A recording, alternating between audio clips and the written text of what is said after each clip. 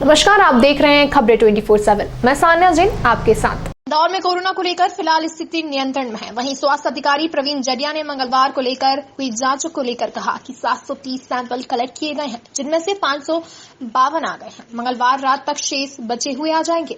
इनमें से 525 नेगेटिव थे, वहीं 27 पॉजिटिव आए थे। वहीं उन्होंने कहा कि अब रेशो धीरे धीरे नीचे आ रहा है, जो शहर के लिए एक सुखद खबर है।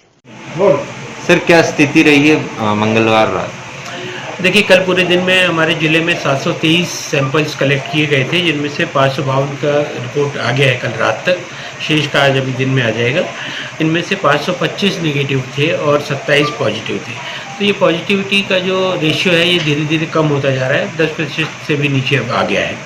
दूसरी बात ये है कि कल हमने करीब 23 लोगों को डिस्चार्ज किया और डिस्चार्ज के बाद अब हमारी स्वस्थ होकर घर जाने वालों की संख्या 500 के लगभग हो गई, यानी कि 491 लोगों की। संभवतः 100 मरीजों को हम आज पुनः डिस्चार्ज करेंगे। आज हमारे पास जो एक्टिव मरीज हैं उनकी संख्या 1100 है, जो कि विभिन्न अस्पतालों में बैठ के अपना इलाज करा रहे हैं। दूसरा ये कि सैंपल्स जो, जैसे मैंने अभी आपको बताया कि कल हमारे पास 723 सैंपल कलेक्ट किए गए थे। ये कल रात को जो कलेक्ट किए गए, जमा किए गए, वो आउट की संख्या 800 से अधिक है। आज पुनः हमारा 800 से 1000 के बीच का टारगेट है। इसके लिए 11 नई टीमें, पहले 14 टीमें ऑलरेडी एग्जिस्ट कर रही थी, जो विभिन्न एसडीएम्स के साथ में अपना क्षेत्र में जाके सैम्पलिंग कर रही थी, परंतु अब 11 टीमें और बना दी गई हैं और ये टीमें पुनः अपना संग्रहण का कार्य बढ़ाएंगी और इस तरह से हम और अधिक लोगों की सैम्पलिंग कर पाएंगे और ये पता कर पाएंगे कि अभी हमारे कम्युनिटी में क्या स्तर है इसका। सर, अभी अगर हम बात करें तो शहरी सीमा में 85 वार्ड्स हैं और उनमें से कितने वार्ड्स हैं जो प्रभावित हो चुके हैं? अभी 6 वार्ड बचे हुए हैं, इसके अलावा समस्त वार्ड प्रभावित हुए हैं। हालांकि अधिकांश वार्ड में एक दो केस ही है और कुछ हमारे जो हॉट स्पॉट थे जिनमें 10 से ज़्यादा केस थे, वो उनकी संख्या लगभग 25 है। सर, क्या सबसे ज़्यादा खतरनाक क्या है? क्योंकि लगातार हम देखते जा रहे हैं कि संख्या तो आती जा रही है, आपके कहने के मुताबिक ये चिंताजनक नहीं है, तो क्या उसके पीछे एक रीज़न क्या है?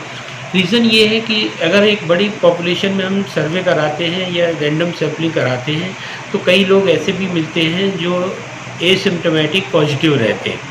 अभी वर्तमान में जो भी मरीज हमें आ रहे हैं, जिन्हें हम श्रेणी के हिसाब से इलाज के लिए भेजते हैं, उससे ये पता चल रहा है हमें कि लगभग 50% से भी अधिक लोग ऐसे हैं जो एसिम्प्टोमेटिक पॉजिटिव हैं, यानी कि उसमें बिल्कुल भी खतरे की बात नहीं है। ऐसे लोग जिनकी उम्र अधिक है या कोमॉर्बिड कंडीशंस है, वो लोग थोड़े प्रभावित हो रहे हैं और वो भी पहले की तुलना में अब बेहतर और जल्दी ठीक हो रहे हैं, क्योंकि पहले उनको हॉस्पिटल स्टे का समय कम मिलता था। देर से वो हमारे पास आते थे और बीमारी उनको गहराई तक जकड़ लेती थी। वर्तमान में ऐसा नहीं हो रहा है, लोग बाग पूरी तरह से सजग हो चुके हैं।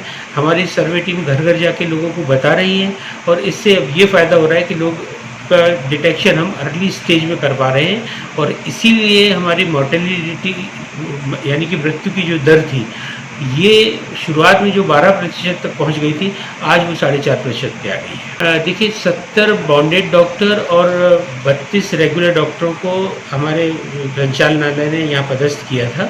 इसके अतिरिक्त 40 लोगों को अभी जिन लोगों ने MBBS कंप्लीट किया है उनको 50 लोगों को हमें ज्वाइन कराना था। 40 लोग कल तक ज्वाइन कर चुके हैं।